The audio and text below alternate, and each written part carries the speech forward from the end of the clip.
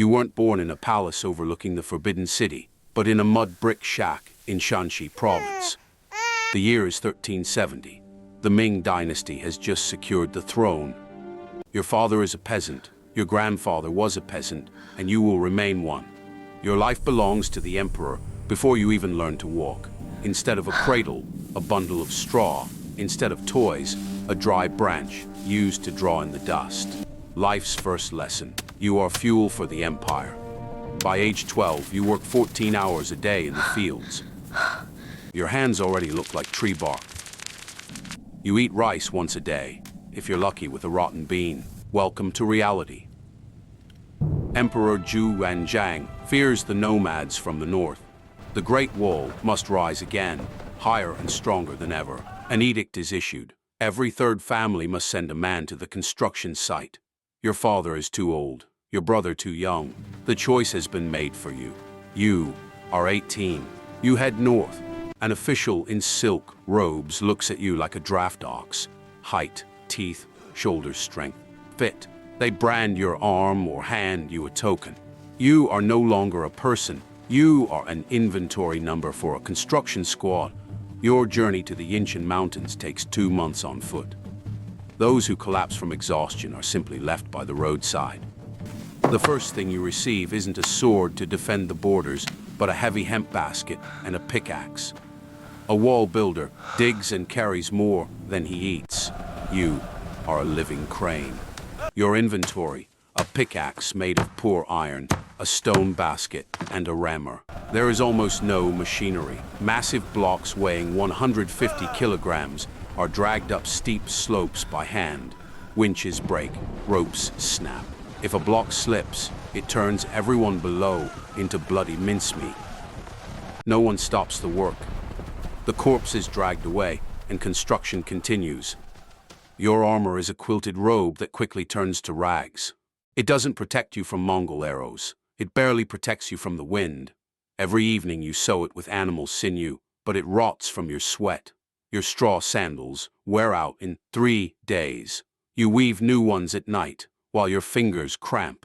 Your feet are one continuous blister, constantly oozing ichor. There is no training. Your apprenticeship is your first day on the job.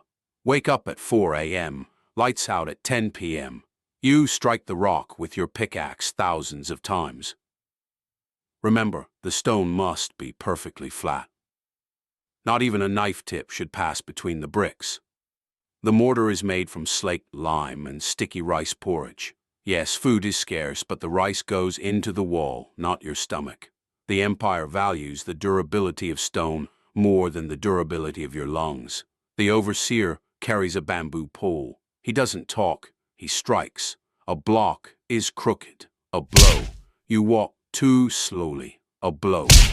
You sit down to rest. A blow until ribs crack. By the end of the month, your back is a mess of bruises and scars. This is Ming discipline. You build a meter of wall per week. Your back burns, your joints creak, but the wall grows. These stones will stand for thousands of years. You will die in a year. Rations a bowl of murky water with a handful of millet. No taste, only the smell of mold. You eat this at dawn and sunset. No salt. To get any minerals at all, you sometimes lick the stones where condensation runs. Meat? You've forgotten the word. Sometimes you catch rats or eat grasshoppers. It's your only protein. The water is often foul. Half your squad suffers from dysentery. Housing, a filthy dugout for 50 people. You sleep on the frozen ground, huddling together to keep from freezing. The stench is so strong your nose goes numb. Lice eat you alive. You haven't washed for months. Your body is covered in ulcers and fungus. At night you hear no prayers, only coughing and groans. Disease kills more effectively than Mongols. Cholera turns a man into a skeleton in 3 days. Scurvy robs you of teeth and makes bones brittle as glass. You watch your comrades rot alive from minor scratches turned into gangrene. There is no medicine. If you can't lift a basket, you are useless. They simply toss you outside the rampart. Death on the construction site is a statistic. They say the Great Wall is the longest cemetery in the world. It's true. If you die, they won't take you home. too expensive. They bury you right here, in the rammed earth between the stone casings. Your bones become part of the structure. Did you want to serve China? You became its foundation. Literally, danger is always near. The Mongol nomads do not sleep. They attack at night. Silent shadows on short horses, the whistle of an arrow in the dark. You are no soldier. You have no shield. You grab your pickaxe and try to fight back. The battle lasts 5 minutes. Half the workers are slaughtered. Tools are stolen. In the morning, the escort soldiers arrive, count the corpses, and bring new slaves. Construction must not stop. Winter in the mountains is a slow execution. Frost down to -40. The wind blows men off the scaffolding. You work with frostbitten fingers. Blood on the stones freezes instantly, becoming pink ice. Many simply fall asleep at their posts from the cold and never wake up. They are buried by snow, and in the spring, by the rubble of a new section of the wall. 5 years have passed. You are 23, but you look 50. You have no front teeth. One shoulder is lower than the other from the baskets. Your lungs are clogged with stone dust. You cough up blood. You are one of the few who has lasted this long. Your term of service is not limited by years. It is limited by your ability to breathe.